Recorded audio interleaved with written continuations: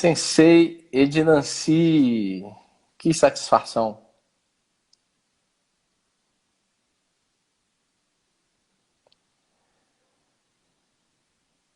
Sensei, eu não estou ouvindo o seu áudio.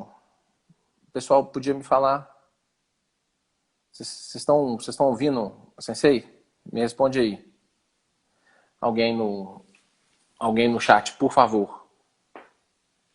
Porque se eu não estiver ouvindo também, eu preciso mexer aqui na minha configuração. Ah, agora eu tô ouvindo, eu acho. Consegue ouvir? Agora sim, Sensei.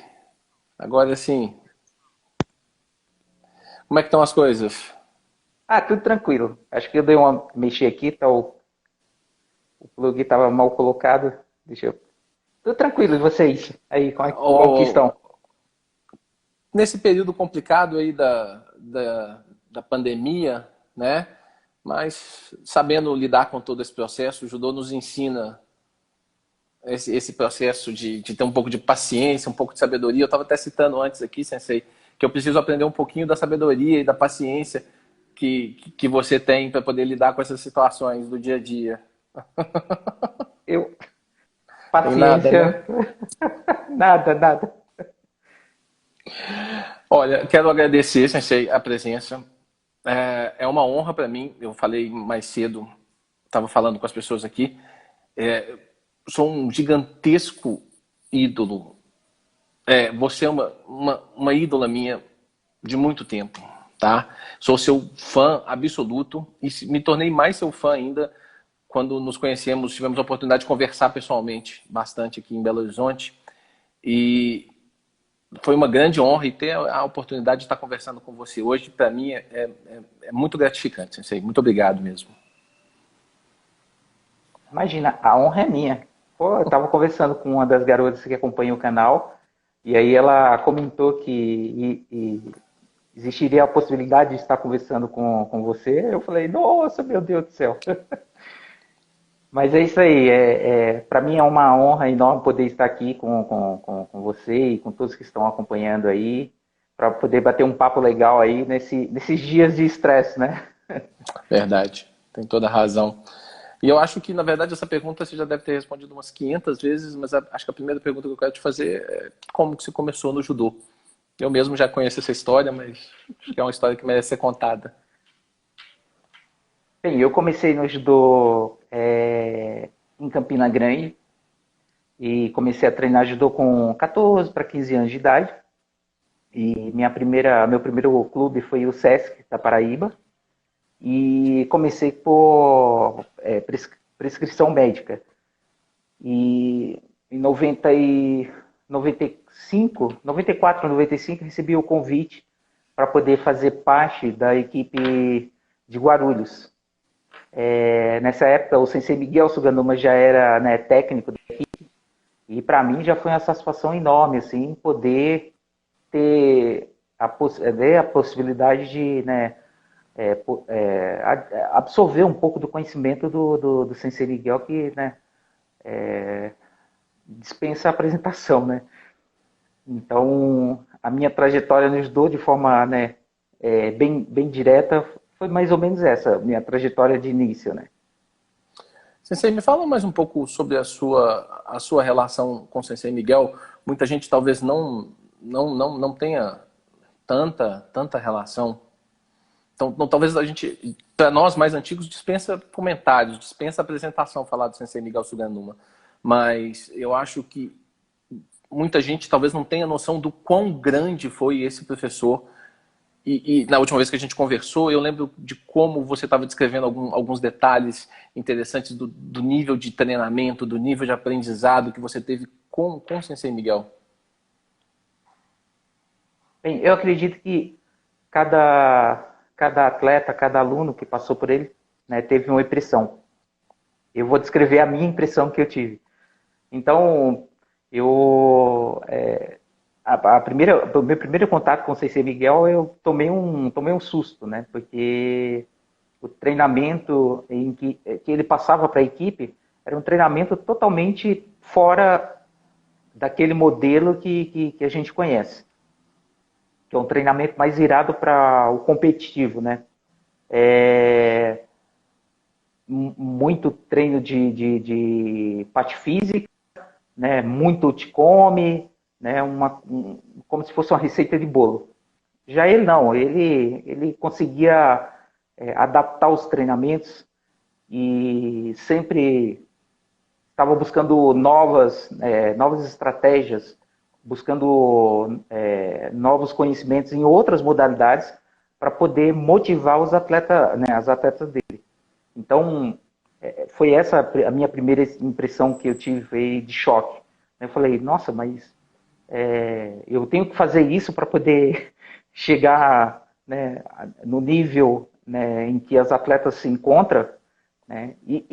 De início a gente acaba colocando em dúvida, porque a gente, né, acaba sendo sabotada pelo que se transmite, e muita coisa que se transmite né, da boca para fora, né, às vezes são pessoas que não tiveram vivência, né, e foi também quando eu comecei a refletir sobre isso daí, né, não, eu tenho que ter paciência.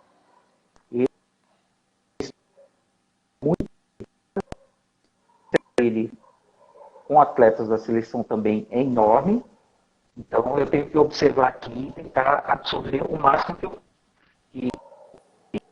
E graças a Deus a gente conseguiu, né, assim, tipo, dar continuidade ao trabalho, né? O trabalho deu mais que certo, e não só dentro do tatame, mas fora do tatame também, porque o Sensei Miguel, antes de ser técnico, sensei, ele também era psicólogo, ele era, ele era massagista, fisioterapeuta, era pai, era mãe, né? Ele sempre teve um grande carinho com os atletas dele, não só com a equipe principal, mas também com os atletas que estavam ali em volta. Bacana, bacana. Esse é um professor impressionante. Talvez uma das minhas melhores resenhas que eu já tive no judô foi num evento que a gente estava, inclusive do nosso amigo meu e seu, Sensei Kleber, da Liga Paulista de Lutas Associadas, que até entrou aí. Um grande abraço, Sensei Kleber. Eu estava num evento da LPLA em São Paulo, e eu e o Sensei Suganuma estávamos lá, e teve um momento do evento que eles começaram a tratar de assuntos da administração da liga, e nem eu nem ele estávamos ligados diretamente nisso aí, e aí nós começamos a conversar, e foi, aí eu acho que, honestamente, acho que foi a melhor resenha que eu já tive no judô na vida, a melhor conversa. Eu aprendi judô ali mais do que se eu tivesse feito vários treinos consecutivos. O Sensei Miguel é um homem sensacional, e é bom a gente estar falando sobre ele um pouco aqui.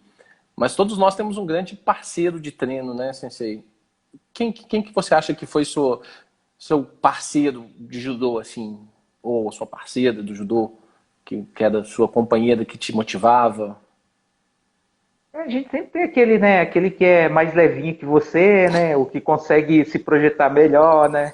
Aí você pega um carinho, consegue fazer uma boa base para você fazer o seu Uchikome, né, então você Verdade. acaba se entrosando. E realmente, em todas as equipes que eu passei, sempre tive, né, aquela pessoa que você chega no dojo, aí você olha, Uchikome, né, Randori, Nagiai, aí você sempre, né, escala aquele parceiro. Então, assim, tipo, de nome assim, eu não lembro mais. Eu sempre tive, né, os meus parceiros, e sempre procurei também valorizá-los também, né. Então, uma troca, né, Sensei? Uma troca. Também eu sou bem consciente, e era quando atleta bem consciente disso, porque quando você quer um bom ambiente para você, de trabalho, né, de estudo, você tem que motivar aquelas pessoas que estão à sua volta, porque não adianta só você estar numa, né, que eles falam, né, a molecada fala muito, muito hoje, good vibe, né? Só você está surfando na good vibe e, né, aquelas pessoas ali do lado, todo mundo chateado. Então, eu sempre tentei motivá-los para poder, né, crescermos juntos. Sem dúvida. Agora, é interessante, né? Porque essa figura simpática e agradável que estamos conversando aqui, que todos nós estamos tendo a oportunidade de conviver, Sensei de Nancy. Eu estava comentando antes, Sensei, que quando a gente assiste, por exemplo, aquela luta da final do Pan-Americano, sua com a Laborde, todo mundo deve falar dessa luta, que é uma luta muito marcante, muito aqui no Brasil, aqui no Rio de Janeiro, em 2007. E você olha para aquela cara fechada daquela pessoa, aquela pessoa séria, aquele foco, aquela firmeza no olhar. Às vezes nem parece que é a pessoa que eu estou conversando agora, que é dessa humildade, dessa simpatia impressionante. Assim. E quem que foi a sua principal adversária? Não posso falar nem rival, porque o adversário nos faz crescer a todo momento. Foi a Laborde mesmo? Vai de encontro, né, com a outra pergunta que você me fez sobre parceria de treino. Né? A gente sempre tem alguém que nos motiva. Lá fora, né, era a Laborde, né, as atletas lá do Japão, as atletas da França, né, as atletas da minha categoria foge porque não existe aquela, né, raramente você encontra uma atleta do nível do Ted Rene, do Ono, em que você olha e você, né, vê os outros muito distante dele. Então, isso aí é raro, como aconteceu com a Tamura, né, o Yamashita, né? Então, no cenário internacional eu sempre tive, né, as minhas adversárias como motivação principal. Aqui no Brasil, a mesma coisa. Atletas como Claudirene César, né, Rosângela Conceição, mesmo a Vanishi, quando a gente lutava também na mesma categoria, Rosicléa Campos, quando a gente lutava na mesma categoria. Então eu tinha essas atletas aí como, né, o meu calo, né? Era o que me empurrava da cama de manhã para poder ir treinar, né? É o que me friava também para poder não exceder na alimentação, não exceder nas coisas boas da vida, como pegar um cinema, né? Pegar uma baladinha com os amigos. Infelizmente, essa é a vida dos atletas que competem em nível de alto rendimento, né? Você tem que se privar de muita coisa. Então, todas as atletas sempre me forçaram a querer estar na frente, a sempre dar o meu melhor, né? E, né, voltando lá, o Sensei Miguel, ele falava, né, que não, quando você está no treinamento, quando você está no dojo, quando você coloca o seu judogi, né, você tem que se desprender daquela pessoa em que você, né, em que as pessoas estão acostumadas a conviver. Porque muitas vezes a pessoa carinhosa, brincalhona, que faz palhaçada, que pega, né, o sobrinho, o filho, né, e brinca ali, está no momento descontraído, e ele falava, você tem que descaracterizar, você tem que desprender, você tem que criar uma segunda pessoa dentro do seu íntimo, né? Para que você tenha, né, esse espírito, né, ele falava o Bushido, na hora do Shiai, né? Então, chegava sempre, quando eu tive a oportunidade de, né, representar a seleção brasileira e chegar numa luta importante, não só luta disputando pódio, mas qualquer luta, realmente eu tinha isso daí, né, de descaracterizar a Ednancy, a Ednancy antes da transformação, né? A transformação agora eu lembrei do Banner, David Banner, não é da nossa época, esse daí é o nome antigo do Hulk. E aquela pessoa pacata, aquela pessoa, né, tranquila, e de repente ele se transformava naquela coisa, né? Então, não sei se ele trabalhava muito isso daí, né? E eu sentia isso daí também nas minhas adversárias, né? A Laboda é uma delas, assim, uma pessoa meiga, mas que ela se transformava numa coisa e eu conseguia compreender tudo aquilo.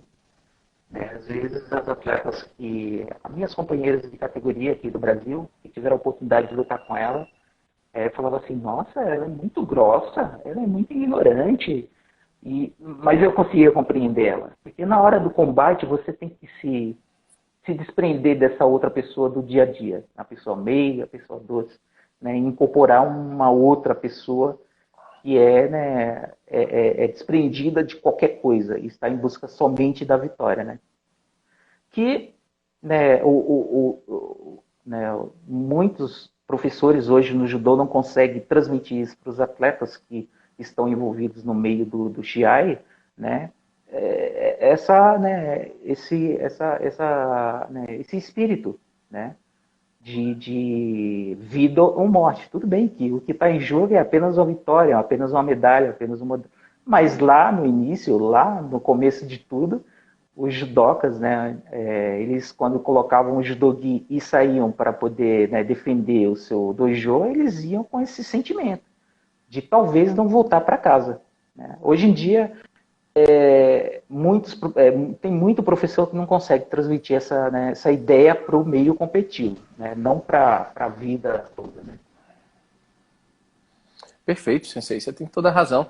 E é interessante como cada vez mais eu fico mais admirado com, não só com você, mas com o Sensei Miguel, como ele conseguia colocar aspectos filosóficos importantes do nosso esporte, da nossa arte marcial, e como é que ele conseguia fazer essa combinação com elementos de um esporte competitivo. Afinal, você chegou no altíssimo rendimento e utilizando esses valores filosóficos. É maravilhoso. Cada vez mais eu fico mais impressionado com o Sensei Miguel. Cada palavra que eu escuto sobre ele ou dele é impressionante nesse sentido. É fabuloso. O outro sensei também, ele comentava muito, né? Inclusive, os momentos de descanso entre um exercício e o outro, ele utilizava sempre para, né, nos contar as histórias do tempo dele de atleta, do tempo dele, né, em que ele teve, né, no meio dos pioneiros do judô paulista, né? E ele Sim. comentava muito sobre o Shozawa, né, que ele tinha muito isso daí, do sensei Ishii também, né, e parece até clichê, a gente acha que é clichê, mas aí ele falava assim pra gente, hoje o judô não é a mesma coisa que antes, hoje os atletas, né, eles não treinam, eles não têm o judô neles, né, eles colocam o judogi, né, fazem, né, rei, mas eles não conseguem entender o que eles praticam. E hoje, depois que, né, eu desacelerei, agora eu estou, né, tendo mais tempo para pegar, né, uma outra linha, né, que é mais de estudar, de ter contato, né, como eu estou tendo aqui com você, de trocar ideia com senseis mais, né, que estudam mais, o sensei Kleber também, quando a gente senta para poder conversar, a gente conversa muito sobre judô. Eu consigo compreender o que o sensei, né, Miguel Suganuma, né, tentava transmitir para a gente, né, sobre a diferença do judô do tempo dele para o judô da atualidade. E não é nenhuma crítica dizendo que o judô deles, né, era muito mais forte fisicamente ou tecnicamente e atualmente não. A questão é mais virada para né, esse tema, né, para esse assunto que você levantou aí, da filosofia, de entender o judô de fato, né, de você, né, conseguir implantar dentro do seu judô competitivo, né, aspectos filosóficos que foi utilizado pelo, né, Sugata Sanshiro, né, e tantos outros, né, que defenderam essa arte aí que a gente pratica hoje. Muito bacana, muito bacana. E olha a presença ilustre que temos na live, que está mandando um abraço para você. Nossa querida Rochelle Nunes, atleta do peso pesado. Nossa, tive a oportunidade de treinar com a Rochelle, de competir também. Fiquei muito, mas muito feliz aqui em casa. O pessoal ficou até assustado com os gritos que eu dei aqui, com a participação dela no Mundial, né? Lá no Japão. Né? Um atleta que teve, eu acho que ela, né, um atleta, não um atleta, um atleta, uma pessoa assim que é muito forte para tomar a decisão que ela tomou, que é, né, abrir mão de fato assim da família, né, vamos dizer assim, da boa vida que tinha aqui no Brasil, né, no sentido de ter pai, ter mãe, ter amigos, né, ter a língua, né, a facilidade da língua para poder, né, ir representar um outro país e fazer isso daí com maestria, né? Ela realmente parabéns. Inclusive já teve até um grande resultado, né? Recentemente, né? Exato. Nesse torneio importante que ela disputou aí, ela conseguiu uma medalha de bronze, se eu não me engano, né? E então pra você ver. E é uma categoria muito difícil no Brasil, né? Vamos combinar. Tem a Beatriz, tem a Maria, a Suelen. É uma categoria muito difícil. Então a Rochelle é só mais uma das grandes atletas que o Brasil produziu dessa categoria. E com certeza ela tá até comentando que é sua fã. E aí eu quero levantar um ponto muito importante, Edna. Assim, eu acho que você ajudou a formar uma série de grandes judocas pelo Brasil. Eu acho que é um mérito que eu já tentei falar com você muitas vezes, e você sempre vai falar comigo assim, ah, mas tem a Soraya, teve outras pessoas antes de mim. Eu acho que tiveram várias pessoas. Pode falar, pode falar. Você vai falar da Soraya André, você pode falar, que ela é uma excelente judoca também. Pode falar. De fato, antes da Edna vieram as pioneiras, de fato, né? Não só a Sensei Soraya André, que eu falo muito porque tenho um contato, né? Tenho mais contato com ela, a gente conversa, ela é uma das senseis que acompanha o trabalho que é desenvolvido em Santo André, né? Então a gente conversa muito, mas a Sensei Solana, né? Taina Ishii, né? Quem mais eu posso? A Mônica Gelucci, né? Então foram pessoas que motivaram essa minha geração, né? Que é a Rosângela, né, Conceição, né? Que também hoje trabalha fora do país, né? Só que com o jiu-jitsu, mas tinha um judô de excelente qualidade e conseguiu, né, levar as técnicas da estratégia olímpica e conseguiu, né, alcançar feitos nunca antes ali dentro daquela modalidade, né? E aí partiu para o jiu-jitsu também, agora, né, ensina jiu-jitsu, acho que, se não me engano, em Abu Dhabi, né? Acho que sim. Né, a Vanishi também, então essa geração que eu comento tanto, né, foi que realmente deu uma base, né, pavimentou, abriu caminho, né, com o facão ali, derrubando a mata, para que viesse, né, essas atletas para poder, né, marcar território né, e agora, né, fazer com que o país alcance esse nível, né, de trabalho que é, né, abrir mão de um atleta como do nível da Rochelle, né, porque realmente existem outras grandes atletas, como mesmo você, né, citou aqui. É uma categoria muito difícil, realmente o peso pesado feminino no Brasil é muito difícil, é um altíssimo nível, isso sem dúvida nenhuma, né? Mas eu tô vendo as pessoas comentando aqui e é uma grande verdade, viu, Sensei? Você é um gigantesco exemplo de humildade, tá? Eu acho que é bom a gente falar para as pessoas que talvez não saibam, mas você foi uma gigantesca atleta. Eu acho que, pelo até aquilo que você comentou mais cedo, você comentou sobre o nível, porque era uma categoria muito dividida, muito equilibrada. Eu tenho a impressão de que até a história foi até um pouco injusta com você, porque você, você tinha que ter tido mais resultados, pelo tanto que você era boa judoca.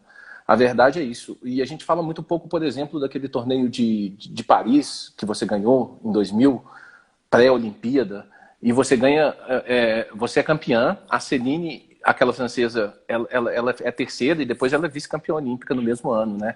Então eu acho que às vezes parece que você não deu, assim, não é sorte, né? Não posso falar isso, mas você ficou marcado por dois títulos pan-americanos gigantes, importantes, em cima de uma atleta que foi campeã mundial, inclusive. Mas eu acho que você tinha que ter tido mais chances, mais oportunidades, pelo tanto de judô que você sabia e praticava, pelas tantas vezes que você reinventou o seu próprio judô, que é uma história bacana de você contar, inclusive.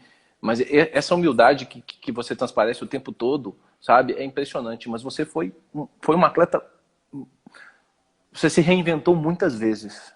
E você é uma prova da resiliência do que é o judô. Eu acho que o que faltou, não só para mim, mas para minha geração, né? Eu acho que foi estrutura. Né? A gente tinha muita pouca estrutura. Nós tínhamos pessoas competentes ao nosso lado, nossos técnicos, né? Nos orientando, nos conscientizando sobre a importância de se guardar, de, né, ter uma boa alimentação, né, de ter uma vida regrada, de buscar sempre, né, o melhor resultado. Mas quando chegávamos à equipe principal, a seleção brasileira, muitas vezes, né, eu vi muitas atletas, né, de excelente nível técnico e físico melhor do que o meu, se perder pelo caminho porque tinha que enfiar a mão no bolso e, né, arrancar US$ 3.500 para poder, uma situação que não era, né, econômica do país, uma situação econômica do Brasil não era agradável, para poder representar o seu próprio país, né? Isso daí não era só, né, não era uma realidade que atingia somente o judô, atingia outras modalidades também, né? Então, você comentou sobre essa questão da Celine, né? E isso daí fica bem caracterizado no sentido de quando o atleta tem uma boa estrutura, tranquilidade para poder desenvolver um bom trabalho, ele consegue, né, transformar um resultado negativo na competição, né, passada em um resultado super positivo, né? Nós tivemos a oportunidade de conhecer o centro de treinamento olímpico lá na França, né? E ficamos lá, acho que durante 2 semanas e, nossa, eu achei magnífico. Nós não tínhamos uma estrutura daquela no nosso país. E eu acho que nem mesmo as modalidades que já estavam trabalhando isso aqui dentro do Brasil tinha algo daquele nível. Então, assim, tipo, eu consigo compreender, né, hoje em dia e consigo, né, absorver, né, essa questão de não ter ido mais longe na minha carreira de atleta, né, dos resultados, por conta, desse lado, né, da estrutura, né, da falta de tranquilidade, de você se preparar para uma competição sem saber se realmente você iria, né? Aliás, isso daí aconteceu, né, aconteceu muito no meu início, né, lá na Paraíba, né, quando o meu primeiro sensei me acompanhava, né, o Roberto Fialho, foi o que me apresentou o judô, né, nós treinávamos com essa incerteza, né, e a primeira competição internacional que eu participei, que foi em 94, nós fomos praticamente mendigar uma passagem para poder representar não só a cidade, o estado e o país, né, uma passagem para um país que não era muito distante, né, um valor que era, né, um valor assim, insignificante, né, para a entidade, né, para a instituição. Então, isso aí atrapalhou a carreira, não só a minha carreira, mas a carreira de muitos atletas, né? Esses atletas aí, por isso que eu costumo bater nessa tecla. O pessoal comenta, né, Dinassi, né, trabalhou bastante, né, trouxe resultados, né, motivou muita gente, mas eu gosto de bater na tecla dessas atletas que vieram antes de mim. Tudo bem que tinham, né, uma estrutura, né,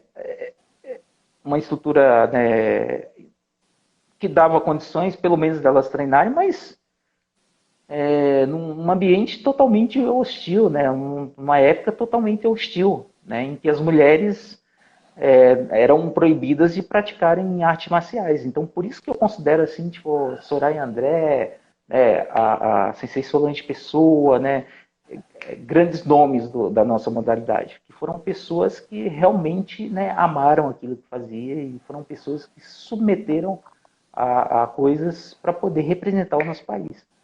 Então, hoje se passou muito pouca coisa perto do que essas mulheres passaram. É muita humildade, é muita humildade. Sensei Soraya André, inclusive, tem uma história maravilhosa mesmo no judô. Eu não conheço muito a história da Sensei Soraya, eu conheço razoavelmente. É uma judoca sensacional, não podemos tirar o mérito dela de forma nenhuma, nem quem sou eu para poder fazer isso, inclusive. Ela participou daquela Olimpíada de demonstração, antes ainda do judô ser oficialmente olímpico, né, o judô feminino ser oficialmente olímpico, né, inclusive teve uma grande colocação, se eu não me engano, inclusive ela até perdeu só para Ingrid Bergman, se eu não me engano, que é uma das melhores judocas de todos os tempos, né, então assim, tem que se levar em consideração. Ela ficou em 5º lugar, se eu não me engano, nessa Olimpíada. mas o seu nome, ele, claro que é em virtude disso tudo que você falou, das condições, eu acho que as meninas atualmente têm mais condições, você não tem a menor dúvida, mas seu nome foi muito repetido dentro do judô, sabe? Eu já conversei até um pouco com a Mayra uma vez, num pequeno momento, numa pequena chance que a gente teve em São Paulo uma vez, e ela falando de como que ela enxergava você, né? E eu acho que você formou uma outra geração, uma geração muito vencedora e que se baseou muito naquilo que você fez e dessa questão da luta, de se reinventar. Me fala um pouquinho sobre essa questão de se reinventar dentro do judô, que você já até me contou que você teve que sair de uma técnica para partir para uma outra. Me fala um pouquinho a respeito disso.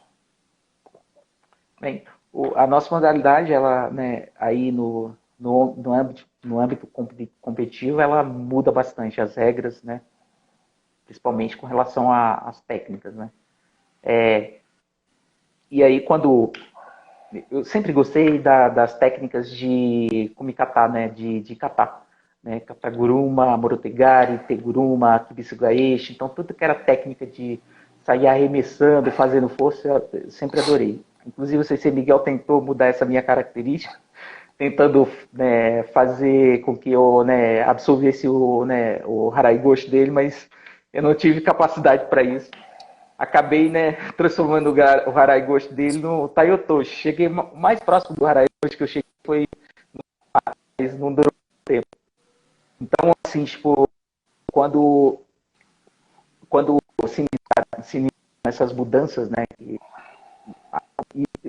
havia muita migração de atleta da luta olímpica, da greco-romana para o judô, por conta dessa condição de luta, né, de você agarrar e cinturar e sair jogando, e, né. Então, acredito eu que os dirigentes começaram a, né, perceber isso aí, que os judocas começaram a ter muita dificuldade. E eles começaram a tirar essas técnicas que era o meu arsenal, né. E aí eu tive que partir para outras técnicas, como o Sumigaeshi, né, Taiotoshi, como eu falei, o Tigari, né. E é complicado, a gente, né, quando a gente se prende muito a uma, né, facilidade, né, se a gente não tiver consciência para poder se reinventar, se transformar, você acaba, né, se matando, se suicidando, né, em tudo dessa vida, né? Seja profissionalmente, seja intelectualmente, se você não for flexível, você acaba ficando ultrapassado, né? E eu tive a oportunidade de sentar com um sensei, e não vou mencionar o nome dele, e aí ele me apresentou uma reportagem do sensei Kimura. E aí ele estava falando que ele achava um absurdo, né, o Yamashita ficar reclamando porque ele tinha levado um Kanibasami numa competição e tinha se machucado, estava reclamando. E ele mandou eu estudar isso aí, e depois a gente se encontrar para poder discutir isso aí. Né? Eu li a matéria lá, né, fiquei tentando entender ali, dando muita razão a, né, o Sensei Kimura, né, sobre o que ele falava ali na reportagem, porque ele tinha razão. E reencontrei o Sensei, a gente sentou para poder conversar sobre o assunto, que tinha muito a ver, porque ele estava reclamando muito. Pô, Sensei, mas como que tira o Kataguruma? Kataguruma tá na Ginokata. Poxa.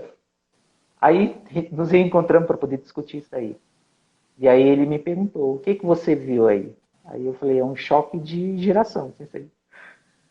Aí ele falou assim, mas Sensei Kimura, ele é tão forte, que mesmo sem fazer a técnica que ele estava criticando, que o Sensei Yamashita, né, acabou se machucando, se ele tivesse a juventude voltasse a competir, ele sobressairia, né, com qualquer outra técnica, né? Ele está fazendo só uma observação técnica, sob o ponto de vista filosófico, é porque a técnica existe na modalidade. Não é porque aquilo lá vai aleijar o judô dele. Até mesmo porque ele treinou muito para poder, né, alcançar um nível em que ele pode, mesmo se for um evento somente de Neuasa, ele vai sobressair, porque ele está preparado para aquilo. Aí eu consegui compreender, né? É você se preparar e não se prender a um estilo, né? É você se preparar e criar situações dentro do dojo ali, no treinamento, né? No randori, na hora do randori, né? Criar dificuldades para que quando surgir essas possibilidades, né? Essas dificuldades de alejar aquele teu estilo de luta, você não sentir tanto, né? E aí eu comecei a trabalhar com isso daí. E acho que eu cresci muito depois dessa conversa aí, porque eu comecei também a abrir um leque em cima de uma técnica que eu fazia muito, que o pessoal, né, falava que era bicicletinha, só faz bicicletinha, né, que é o Subigaeshi. E eu comecei a crescer muito, né? Comecei a adaptar com o Outigari, com, né, Koutigari, entrando para o Subigaeshi, né? Comecei a adaptar, né, a transição, né, entrando no Sumigaeshi, atleta defendendo e levando para o Neuasa para poder fazer técnicas de solo, né? Tudo isso daí numa conversa, né? Então, eu acho que o que falta hoje em dia, né, como eu comentei com você, é essa conversa, né, com o aluno. Uma conversa, né, não é longa, igual a gente está tendo aqui, mas é uma conversa de forma, né, rápida, só que ele tem que tomar o fôlego e ele já está, né, maquinando, né, tentando entender o que foi dito ali naquele momento de parada para ele, né, dar uma respirada. Está faltando um pouco, é isso aí. Para tudo, né? Para tudo. Eu concordo em gênero, número, ideal. E você acha que essa conversa, ela chegou a alterar até a sua maneira de viver, inclusive, trazendo isso para fora do Shaijo? Sim, sim. Nossa, é muito importante você, né, não só conversar com o aluno, né, mas dar voz a ele, né. É, as pessoas falam assim, tipo, não, você tem que dar o exemplo, você tem que postura em que todo mundo vai observar e vai querer imitar.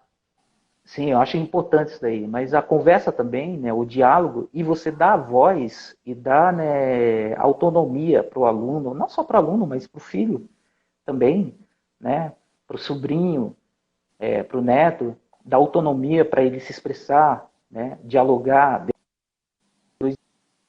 né, não chegar ao fim, vai vencer, né, na conversa, mas assim, vamos aprender juntos, né? Isso aí é muito saudável. Isso aí é saudável. Ah, mas dá para fazer isso aí durante um treinamento de judô? Perfeitamente. Dá perfeitamente. Os melhores momentos, meus melhores momentos, em que eu conseguia relaxar num treinamento, eram esses momentos. Em que a gente fazia escadaria 2 vezes por semana, no treinamento lá com o Sensei Miguel. E a escadaria não era correndo, era carrinho de mão na escadaria. Né? O atleta pegava nas suas pernas e você tinha que fazer apoio de frente na escadaria, ó, da primeira escada até o último ginásio, que até hoje existe lá em Guarulhos, o meuzão. E a gente fazia isso aí, fazia apoio de frente, de carrinho de mão na escadaria, e fazia, né, a gente chegou a fazer 12 séries. Né? E no intervalo dessas séries, a gente sentava o corpo gritando, o músculo querendo ir embora do seu corpo, e ele conseguia nos tranquilizar, nos acalmar na conversa.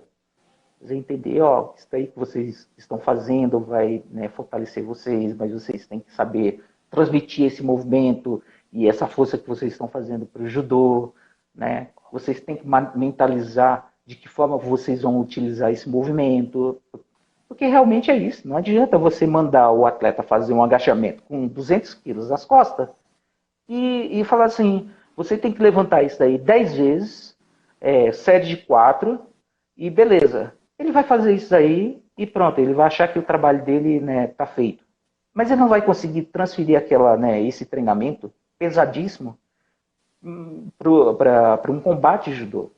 Né? Você tem que conversar, ele também tem que refletir, tem que entender e ter a consciência corporal de como que ele vai aplicar aquela força que ele está executando ali naquele agachamento, que é um movimento, né, fechado, que não tem interferência. Eu acho o judô magnífico por conta disso, porque além de você carregar o teu peso, o peso do teu corpo, você tem que, né, tracionar, né, o peso do corpo de outra pessoa, né, e, né, e toda a fúria dela, né, dentro de um combate, né, um combate ali em que você está perdendo ali de vazar e está faltando, né, 10 segundos para o final da luta, é isso aí que acontece. Você vira um bicho, né? E você tem que ter força física e tem que ter muita inteligência, né, para poder inverter o resultado. Então, a conversa ela serve para isso. Dentro do ginásio, de musculação, em cima do tatame, né, ela serve dessa forma. Muitas vezes de forma informal, né, e outras vezes formalmente, né, com uma visão mais técnica, né. Então é importante esse tipo de conversa, porque o atleta acaba levando isso daí também para a vida. É sensacional, Sensei. Parabéns, parabéns por essa explicação. E eu acho que isso reflete muito do que acho que nós todos queremos ver no judô. A gente, todo mundo, eu gosto muito de ver judô competição, adoro ver as competições de judô. Sou um grande fã desde cedo, acho a parte da competição muito importante, mas a gente quer ver um pouco dessa filosofia do caminho do judô. E eu acho que você explanou exatamente isso na hora que você deu o exemplo. Tá, não adianta colocar 200 quilos nas costas do cara e mandar ele repetir aquilo ali várias vezes, sem que ele consiga fazer a transferência daquilo ali para a prática dele lá na luta. Eu acho que hoje, quando a gente fala de aprendizado na vida, no geral, a gente fala, as pessoas olham muito para o objetivo. E até o significado da palavra judô nos mostra que Jigoro Kano queria justo o contrário. Ele queria que nós entendêssemos o caminho. Por que eu estou carregando esses 200 quilos aqui agora? Para poder para ter mais eficiência, para conseguir um melhor resultado. Como? Eu preciso entender isso.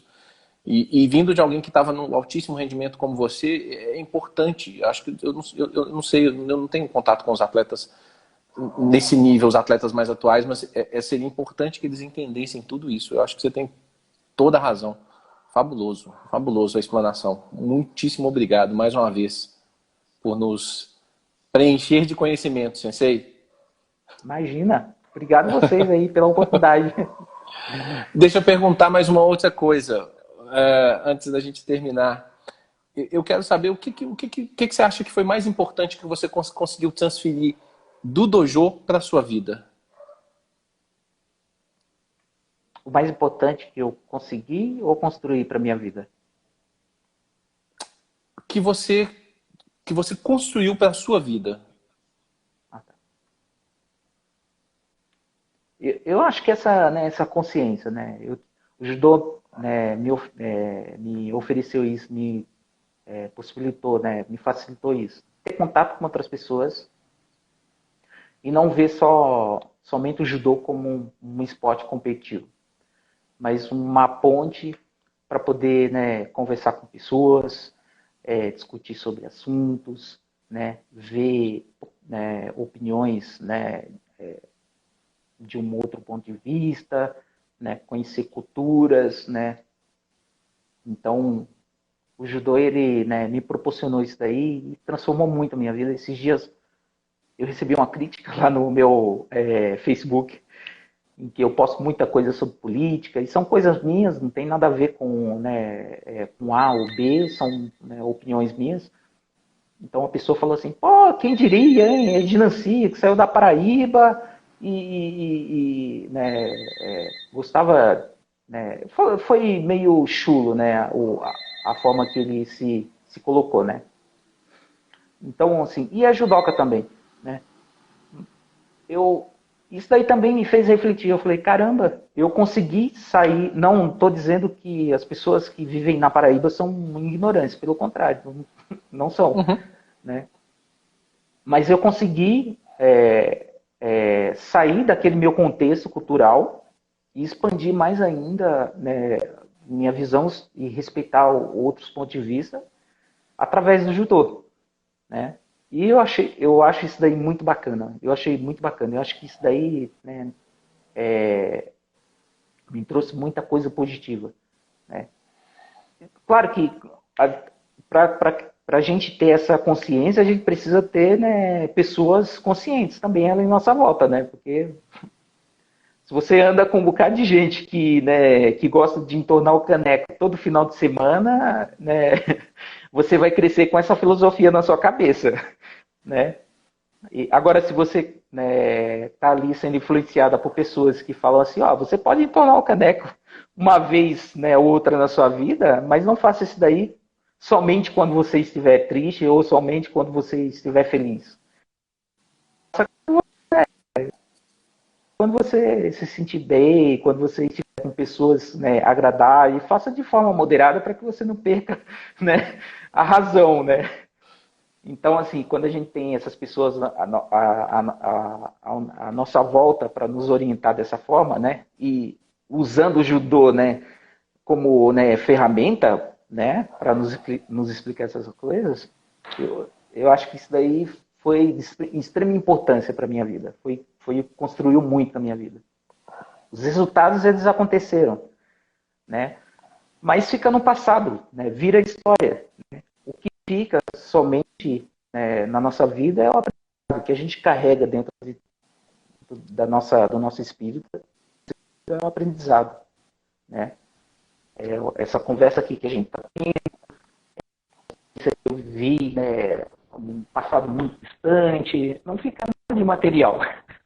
Né? E com certeza essas coisas que a gente carrega dentro do nosso espírito, mesmo que seja, né, só alegria e também, né, raiva, né, é isso daqui que vai com a gente quando a gente parte dessa realidade.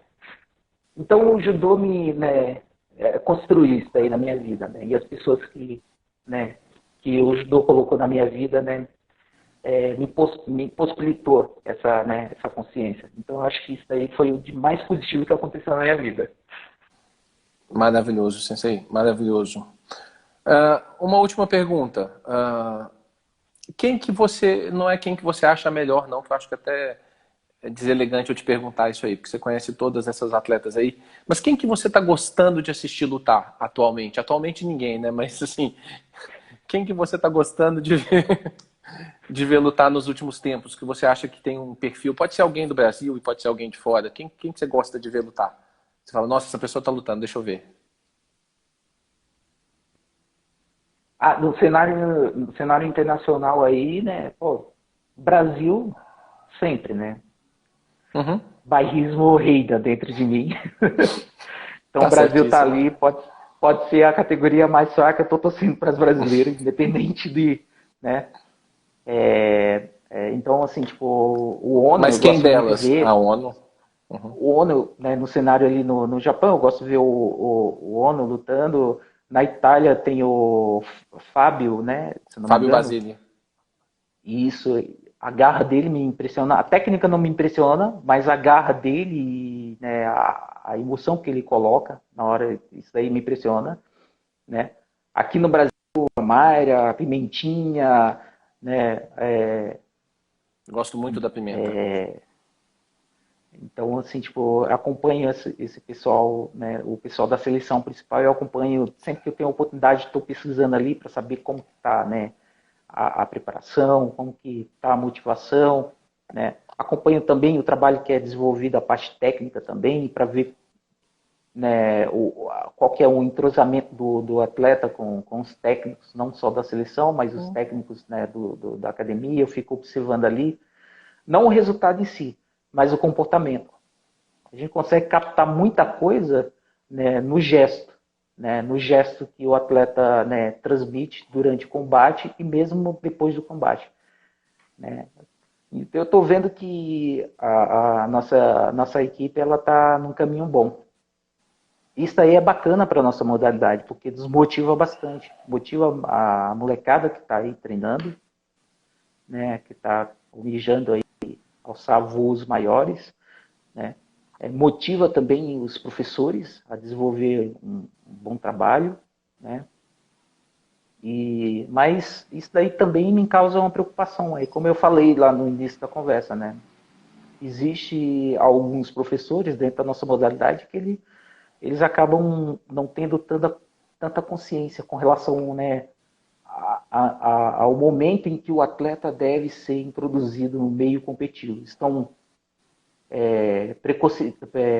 tornando muito precoce essa realidade na vida das nossas crianças.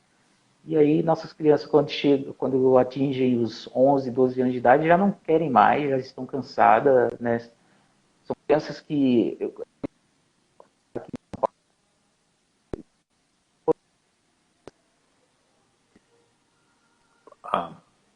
Eu acho que deu uma falhada, Sensei. Acho que deu uma falhada boa, mas...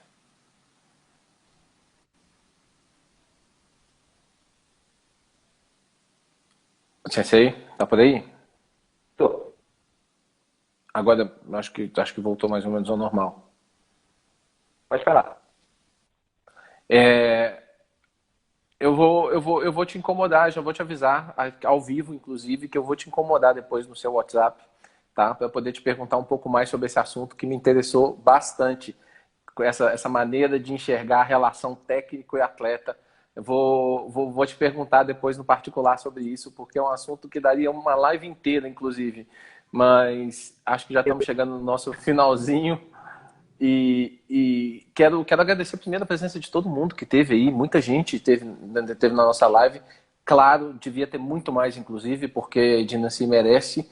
Devia ter o dobro de pessoas aqui para poder ouvir a Ednancy falar, tá? Mas realmente teve bastante gente, muita gente. Teve muitos nomes aqui que foram falando aqui. A gente não conseguiu falar com todos, pessoal.